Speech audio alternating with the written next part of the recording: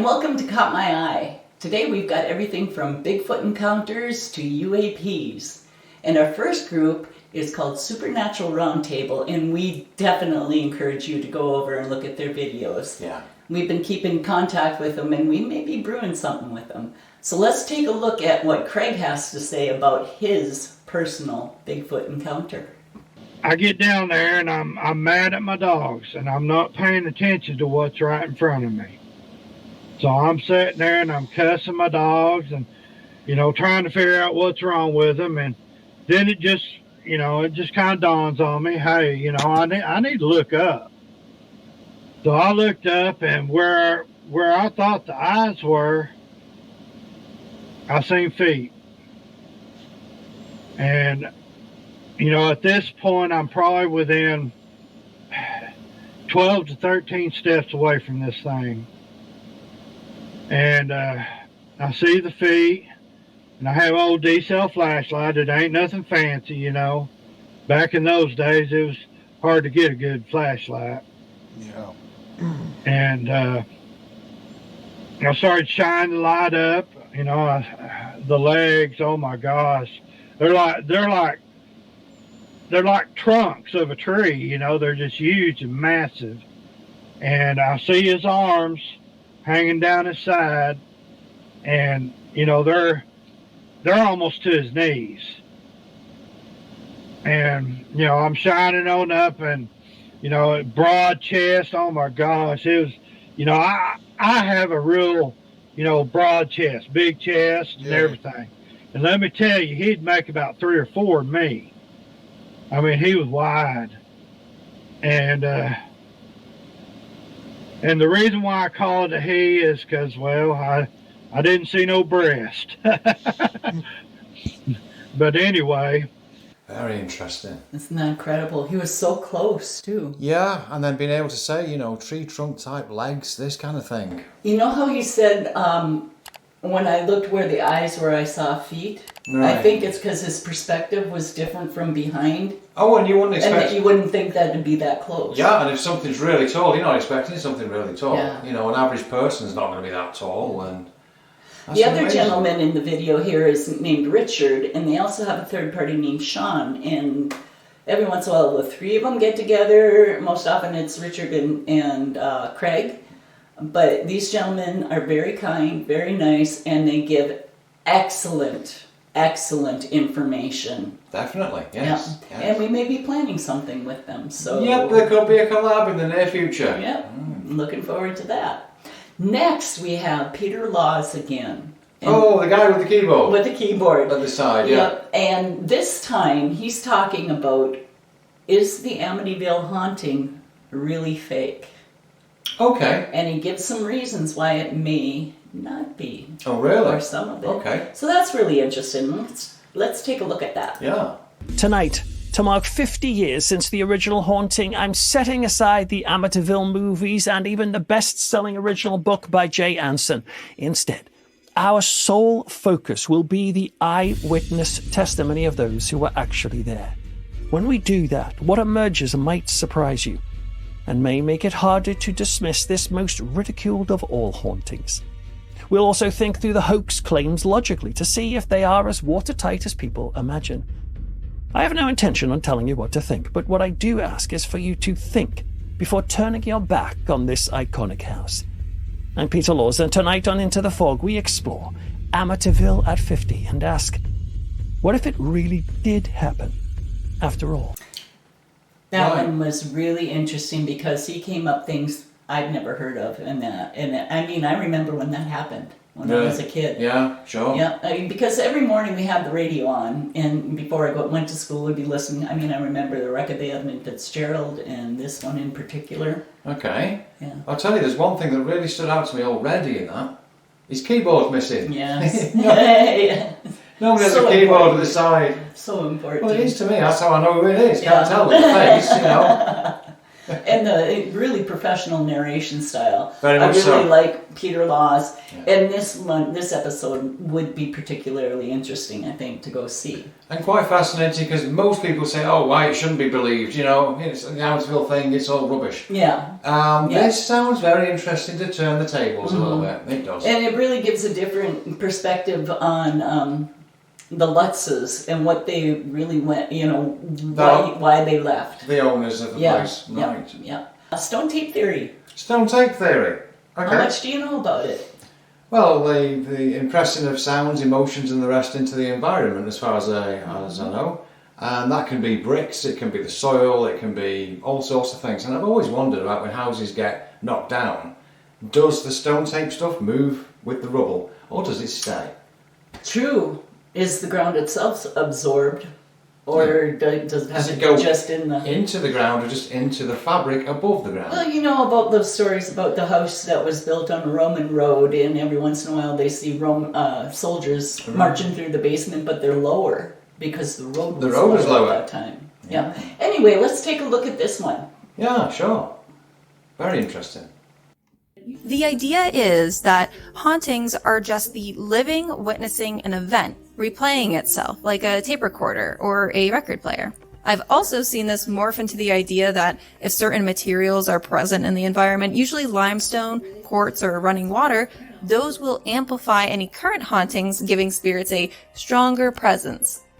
Like, sure, I guess there is a moving body of water nearby, or like a bunch of really specific rocks underground, but why do you think that's related? See, now, that gal is talking my language. Because just like when I'm communicating with Lloyd Auerbach, talking about why is EMF determined to be the presence of ghosts, and do we have to offer the ghosts our energy, or do you need our energy to manifest? Baloney. I think if you're a spirit, you can do whatever you want. You know, you have the power, the energy, and everything to... Also, because it's usually accepted that quartz and water are going to give spirits energy and things. Piezoelectricity. Yeah, I mean, well, where's the reality here? What is the reality? Who's to say that spirit is made of electromagnetic field?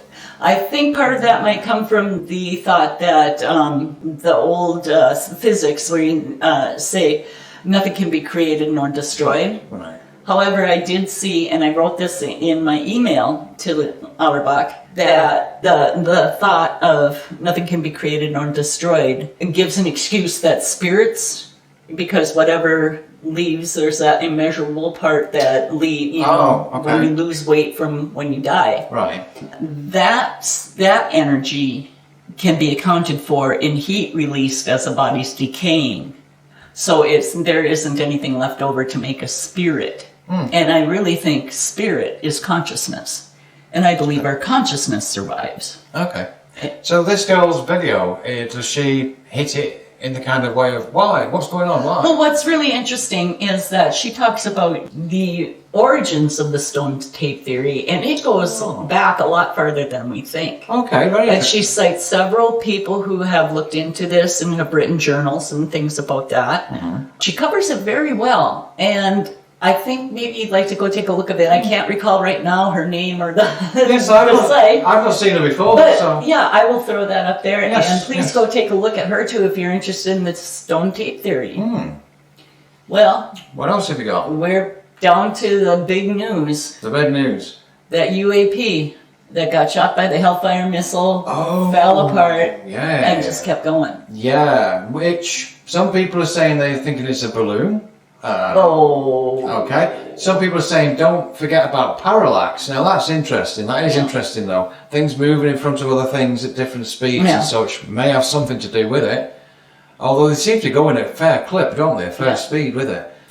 The missile itself was never supposed to explode, by the way. Instead, some prongs come out from the side and it rips things apart as it rotates. So that was something people got wrong. They were saying, why didn't it explode when it hit it? Well, why don't we take a look at it and see what other people... And we can discuss it on the other side, okay? Sure.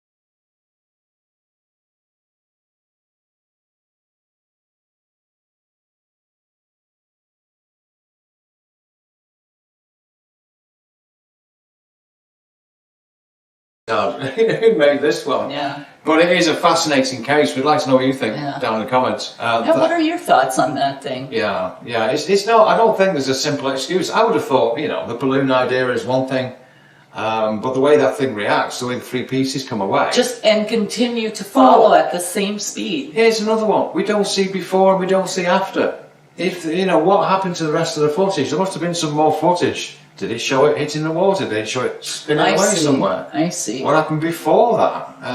We're just showing a small amount, really, of what will have been a longer event.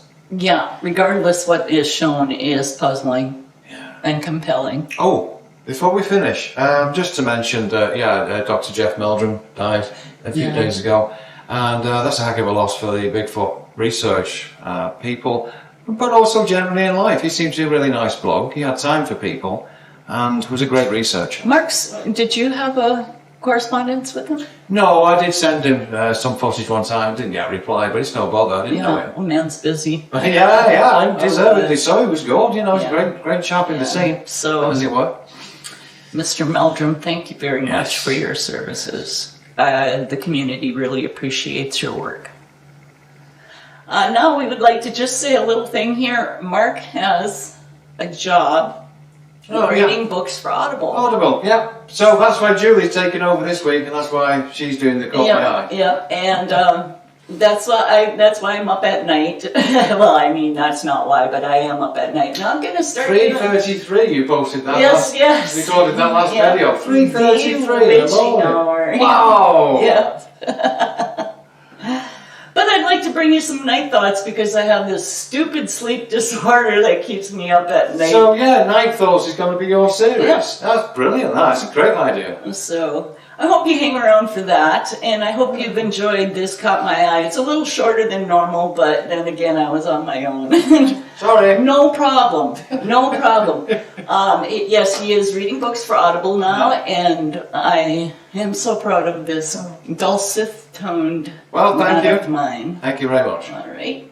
Well, we'll see you next time on Caught My Eye. Hope you check out these channels. Give these people a thumbs up and a subscribe if you enjoy their stuff. And ours if you haven't and already. Ours, please do. Yes, we're getting closer to 75 now as our next goal. Yes. And thank you so much to all you subscribers. We're just a dinky channel and we're just trying out new stuff here, but we sure love doing this and we're sure glad you're coming along with us. So until next time, have a great week. Bye. Bye-bye.